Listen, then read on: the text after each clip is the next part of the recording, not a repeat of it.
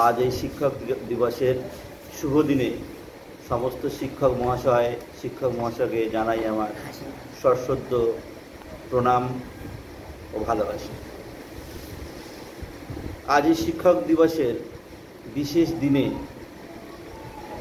আমরা ডক্টর সর্বপল্লী রাধাকৃষ্ণন, ভারতের প্রথম উপরাষ্ট্রপতি এবং দ্বিতীয় রাষ্ট্রপতি, ওনার জন্মদিন সবাই একসাথে পালন করি। তিনি ছিলেন একজন বিশেষ শিক্ষা অনুরাগী, শিক্ষাবিদ। ভারতের এই বিশাল দেশের শিক্ষার উন্নয়নে তিনি সারা জীবন কাজ চালিয়ে গেছেন।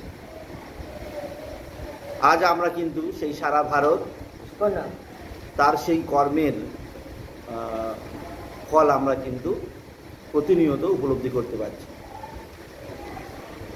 ইংরেজ শাসিত ভারতবর্ষে সে ব্রিটিশ শাসিত যে শিক্ষা ব্যবস্থা, তাদের উদ্দেশ্য পূরণ করার জন্য যে শিক্ষা ছিল, সেটা বহুদিন ধরে আমাদের দেশে প্রচলিত ছিল। কিন্তু আজকে ভারত স্বাধীন হওয়ার পরে স্বাধীন ভারতবর্ষের আমাদের নিজেদের যে সংস্কৃতি, নিজেদের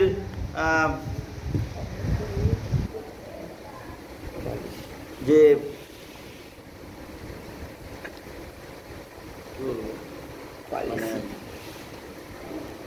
নিজেদের যে শিক্ষার যে ধাঁচ, যে পরিকল্পনা, সেই শিক্ষা ব্যবস্থাকে এগিয়ে নিয়ে যাওয়ার যে প্রচেষ্টা, তিনি কিন্তু প্রথম উদ্যোগী হয়েছিলেন।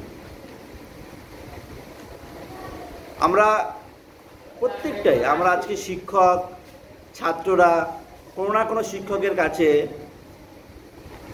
আমরা ঋণী। কারণ শিক্ষক, শুধুমাত্র একজন শিক্ষক আমাদেরকে পুঁথিগত বিদ্যা কিন্তু দেন না, নৈতিক শিক্ষা,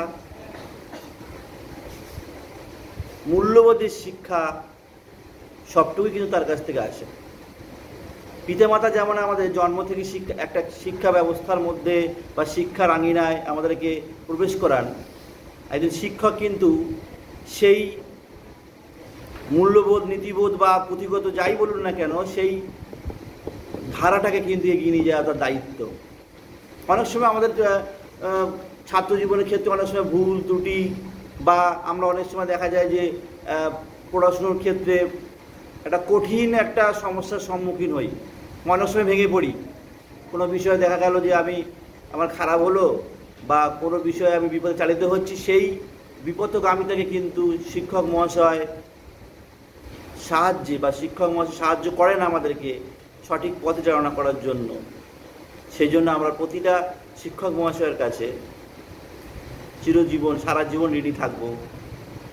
এবং ভবিষ্যতে যদি আমরা এই তাদের দেখানো পথটাকে আরও ভালোভাবে আমরা যদি অনুসরণ করতে পারি, তাহলে আমরা খুব উপকৃত হব।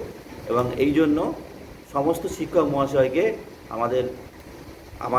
আমাদের তরফ থেকে প্রণাম ও শ্রদ্ধা জানিয়ে আমি আমার ক্ষুদ্র বক্তৃতা শেষ করি।